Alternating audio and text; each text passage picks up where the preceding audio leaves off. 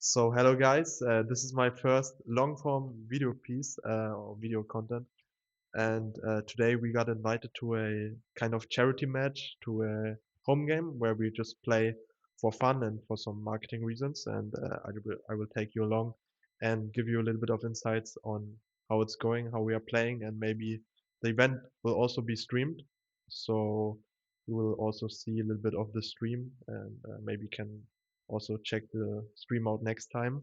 I also want to do a little bit more of this type of content, like more vlogs and more real life content. But the problem is that I'm based in Germany, and here it's a little bit harder to film poker related stuff. For example, if you go into a casino and want to play there, you can't really film because it's Germany. Everyone is really about their privacy and whatever.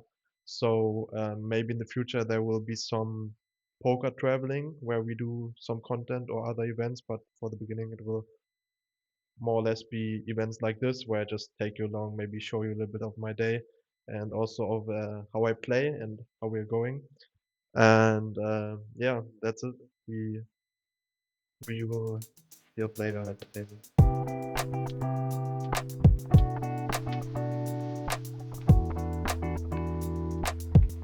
Artlist.io.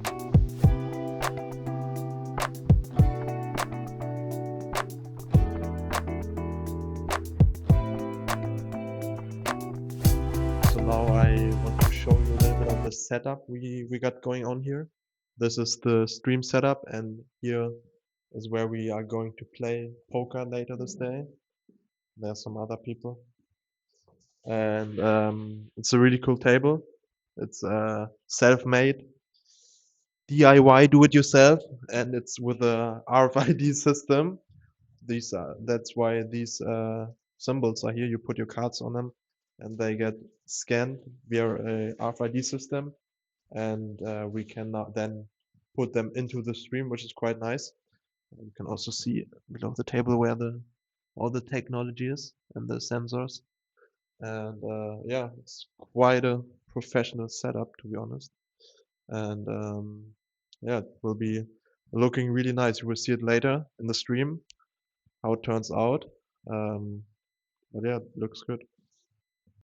Okay, now welcome back to the actual poker action here in the video.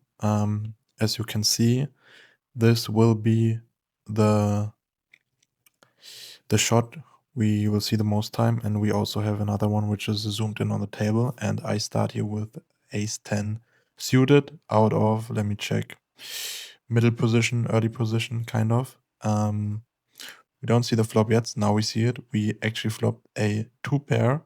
Quite a lot of people in the pot. I don't actually know if the okay, it's right. A lot of people are folding, and we actually won that hand. It was the first one. It's a little bit unstructured, but after that we pick up ace king offsuit. We 3-bet against the early position who just limp, and then someone behind me with king queen suited decided to 4-bet, and another player calls that that's why I just decide to jam here.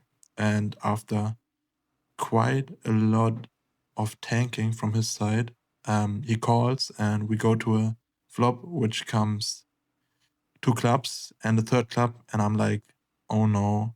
But fortunately, the river is another club, and we scoop a big one and knock the first player out. So yeah, the chips coming our way, which is quite nice.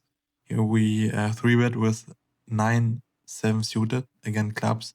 I think I can play. This is a game where it's quite smart to play aggressive if you have hands, pre-flop. And I mean, 9-7 is not the best hand, but still try to play a lot of more hands when we hit. We just go for an aggressive play. We actually don't hit. I also think I bluffed I bet the flop, and from ace queen suited, who has a royal flush draw, I only get a call. Now I hit my 7, and I think I still keep going here. I still bet because I feel like he's weak if he just calls pre-flop and only calls a small bet on the flop. And on the river, I check, and he actually checks back his hand, and I quickly fold, and he wins his hand. Now, up to the next hand, we have Jack 2 of clubs. Again, clubs. Clubs is the suit of the day, I guess. And I raised it pre-flop, and everybody folded. That's why I said aggression pays off in most of these cases. You have ace 4 suited, I 3-bet, and we get one caller. The guy, what is it? I'm on the button. That's why I 3-bet, because I have position. It's quite nice. And someone calls with king 7 off, which is a little bit of a loose call. Also, the dealer was on the toilet, so I had to deal this hand. And I guess I should deal more often because we hit the flops. We hit an ace. He hits a king for a second pair, and I start off with a bet of 100. He quickly makes the call, and I check on the turn. He checks it back, and I go for 300, and he snap folds. I mean, you could have thought a little bit about it, but I guess snap fold is fine. And as you can see, we have quite a big stack already. And yeah, off to the next hand. I tend to play, I think, every ace here. As you can see, ace 3, and we flop a straight. Yeah, that's amazing if you have a quite shitty hand. And yeah, so we get a bet from early position, and I decide to raise it up here because, I mean, I have a good hand, but it's quite vulnerable if someone has 2 overs or not that overs, so he can outdraw me. And unfortunately, we get a fold. Maybe a little bit too aggressive. And this hand is quite funny. I wanted to put it in, even though I'm not really into the action here. You can see early position raises with kings. Ace is just flat call, and I'm in the small blind. There are 2 more callers, and I decide to go for a little bit of a tricky line here and 3-bet 6-7. And now the guy behind me with queen jack calls, and you will see this hand will get crazy. Now the guy with kings also just calls, and the player with aces goes all in. I obviously quickly fold. It's a little bit annoying when you try to do a play and wake up, and everyone wakes up with it. So these 3 guys, queen jack also calls all in, kings obviously call all in, and the aces hit quads on the turn, which is quite crazy and really, really unlucky for kings. But yeah, I mean, it's poker. And there goes a big pot to the player with the aces. And she already got someone who is counting her inventory because she got so many ships. Next hand, we have 10, 7 suited. I like to play these suited semi-connectors. It's quite nice because they have a lot of equity and can outflop a lot stronger hands. And I go for bluff here with 10 high, and let's see, I get everyone to fold, and we pick up a small pot. Really nice. Next hand, we are going. I'm also in the sand. Yeah, as you can see, I have queen 2. I mean, this is a little bit loose, but quite a nice flop for queen 2. I think on the flop, it goes check, check. Everyone checks around, 3 player in the pot, and the 10 is like magic on the turn. Now I donk out 200 because I think there are a lot of 2 pairs, and as you can see, she got a straight, the bottom end of the straight. I got the top end. She calls, and the river is a complete brick.